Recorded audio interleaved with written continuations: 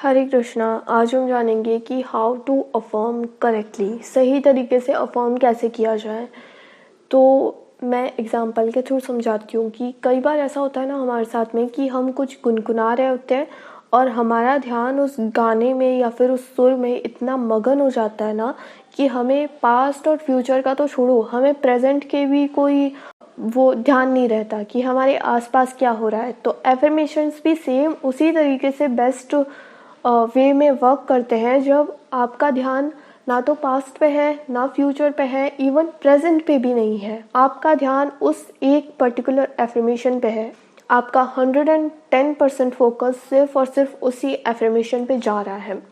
For example, अगर आप affirm कर रहे हो कि मेरा स्पेसिफिक पर्सन मुझसे बहुत प्यार करता है, या फिर हमारा रिश्ता बहुत ब्यूटीफुल है, या फिर मैं इस एग्ज़ाम को क्लियर कर लूँगी, या फिर मैं इस एग्ज़ाम को क्लियर करने वाली हूँ, या फिर I make this amount of money every day, okay, या फिर I have this particular thing in my life.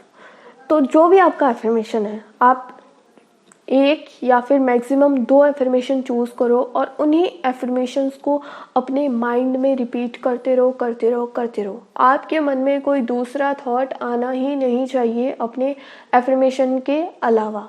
आपको अपने जो एफर्मेशन है ना उनको अपनी सोच बना लेना है, अपने सोचने का तरीका बना लेना है। जब आप बार बार रिपीट करोगे as a thought, not as a technique, जब आप अपने माइंड में सोचोगे ना कि ये टेक्निक है, या फिर उस पर एफर्मेशन या फिर टेक्निक का लेबल लगा दोगे, तो आपके मन में एक्सपेक्टेशन जगेगी कि मैंने तो ये टेक्निक करी है, अब मुझे रिजल्ट कब मिलेगा, या फिर अभी तक मुझे रिजल्ट नहीं मिला। तो आप फ्यूचर का सोचने लगोगे और आपकी एनर्जी गलत डायरेक्शन में जाएगी। आपको अपनी एनर्जी सिर्फ और सिर्फ उस एक एफर्मेशन पे लगानी है। आपको उसी एक एफर्मेशन को रिपीट करना है, सोते जागते उठते बैठते चलते फिरते खाते पीते, आपके मन में वो एक पर्टिकुलर थॉट ही होना चाहिए। अब यहाँ पे जब आप एफर्ट लगाओगे, जब आप अपने थॉट्स को डिसिप्लिन में रखोगे, जब आप दूसरी चीज़ों के बारे में नहीं सोचोगे, सिर्फ और सिर्फ अपने डिज़ायर के बारे में सोचोगे, और वो भी एक ही पर्टिकुलर थॉट, तो आपका माइंड दिखाएगा नखरे। आपका माइंड आपसे बोलेगा अरे ये तो फेक लग रहा है, अरे मुझे तो बिलीव नहीं हो रहा, अरे ये तो बहुत मुश्किल है, अरे ये कब होगा, चलो मैं दूसरी टेक्निक ट्राई करके देखता हूँ, शायद इससे आसान टेक्निक मिल जाए और जल्दी से मैनिफेस्ट कर लूँ। आपका माइंड आपको एक्सक्यूजेस देगा, क्योंकि क्या हो रहा है, आप अपने माइंड को डिसिप्लिन में रख रहे हो, आप अपने मन को कंट्रोल में रख रहे हो, और आपका मन कंट्रोल में रहना नहीं चाहता, उसको नई नई चीज़ें एक्सप्लोर करनी है। तो वो कैसे भी करके ना एक्सक्यूजेस देगा, जैसे जिससे कि आपका ध्यान दूसरी चीज़ों में जाए। लेकिन आपको अपना ध्यान दूसरी चीज़ों में लगाना नहीं है, आपको डिसिप्लिन में रहना है। आपको एक ही पर्टिकुलर थॉट को रिपीट करते रहना है करते रहना है करते रहना है, जब तक कि वो थॉट आपकी रियलिटी ना बन जाए। अब इसका भी एक प्रोसेस होगा जो एकदम डीप प्रोसेस है ना मैनिफेस्टेशन का, वो बताती हूँ मैं आपको। सबसे पहली चीज़ आपके थॉट। जो आपके थॉट्स होंगे वैसे ही आपके इमोशंस होंगे, क्योंकि आपके थॉट्स ही आपके इमोशंस को जनरेट कर रहे हैं। अगर आप सोचोगे कि मैं एक पॉजिटिव इंसान हूँ, मैं हमेशा अच्छा सोचता हूँ, या फिर मैं हमेशा खुश रहता हूँ, रिपीट करे जा रहे हो सोचते जा रहे हो इसी के बारे में, खाना खाते हुए आपके मन में चल रहा है मैं एक अच्छा इंसान हूँ, मैं हमेशा खुश रहता हूँ। सिर्फ एक थॉट चूज़ करना है आपने, सिर्फ और सिर्फ एक, जो आपका फेवरेट है ना वो। मान लो आपने चूज़ कर लिया कि मैं हमेशा खुश रहता हूँ, आपने ये थॉट चूज़ कर लिया। अब खाना खाते टाइम आपके मन में चल रहा है मैं हमेशा खुश रहता हूँ, मैं हमेशा खुश रहता हूँ, या मैं हमेशा खुश रहती हूँ। पानी पीते टाइम आपके मन में वो चल रहा है, आप चल रहे हो, चलते फिरते आपके मन में वो चल रहा है मैं हमेशा खुश रहती हूँ, मैं हमेशा खुश रहती हूँ। आपके फेस पे स्माइल अपने आप ही आ जाएगी थोड़े टाइम बाद में, क्योंकि उस तरीके के इमोशंस क्रिएट करने लग गए आपके थॉट्स। ठीक है, अब इमोशंस आपके बिहेवियर को या फिर आपके रिएक्शन को क्रिएट करते हैं। जब आपके मन में अच्छे इमोशंस होंगे तो रिएक्शंस भी आपके उसी टाइप के होंगे। कि मान लो कि किसी से कोई गलती हो गई, या फिर किसी ने आपके साथ अच्छे से बिहेव नहीं किया, आपके मन में वो इमोशन है हैप्पीनेस वाला, तो आप कामली रिएक्ट करोगे कि इट्स ओके, लेकिन आपको गुस्सा आ रहा है और किसी ने कोई गलती कर दी, तो आप उस पर गुस्सा निकाल दोगे, राइट।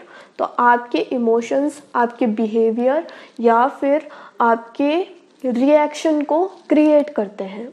जैसे कि आप मैनिफेस्ट कर रहे हो, आपके मन में अच्छे वाले इमोशंस हैं, आपके मन में पॉजिटिव इमोशंस हैं, और आपने कुछ ऐसा देख लिया या ऐसा सुन लिया जो आपके विश से रिलेटेड है, आपकी डिज़ायर से रिलेटेड है। ऑलरेडी आपके मन में पॉजिटिव इमोशंस हैं तो आपका रिएक्शन भी पॉजिटिव होगा। नहीं तो पता है क्या होगा, अगर नेगेटिव इमोशन होगा ना आपके माइंड में, तो आप डेस्परेट हो सकते हो, आप गुस्सा कर सकते हो, आप अपनी मैनिफेस्टेशन में और ज़्यादा नेगेटिविटी क्रिएट कर सकते हो। तो इसलिए इसकी शुरुआत कहाँ से हुई थी? आपके थॉट से।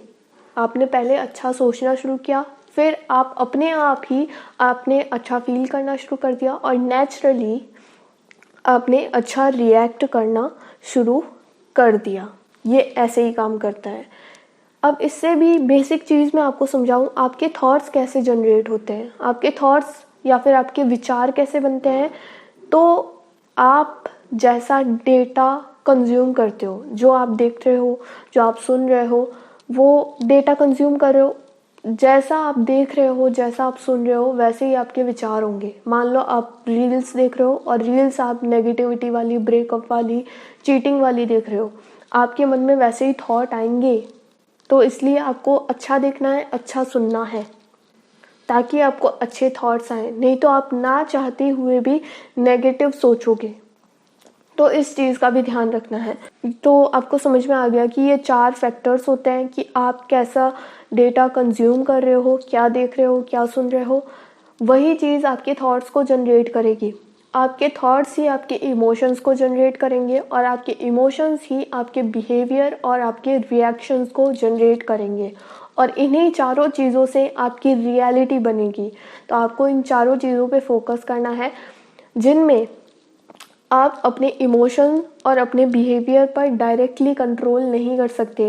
अगर आप कंट्रोल करने की कोशिश करोगे तो नहीं कर पाओगे, जस्ट आप उनको सप्रेस कर दोगे।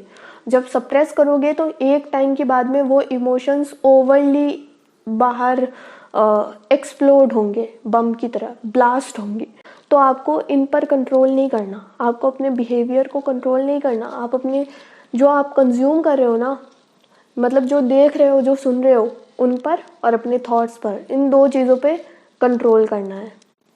आपका माइंड चाहे कितना भी बोले कि अरे दूसरी टेक्निक कर ले, इससे भी आसान टेक्निक्स है, आपको नहीं सुननी। आपको अपने एफर्मेशन पे परसिस्ट करना है। आपको ऐसा लग रहा है कि अरे यार ये एफर्मेशन काम नहीं कर रहा, चलो दूसरा एफर्मेशन ढूंढ लेती हूँ। नो, अपने मन की मत मानो। यहाँ पे आपको उसी एफर्मेशन पे परसिस्ट रहना है, उसी एक थॉट पे ना स्टिक हो जाना है।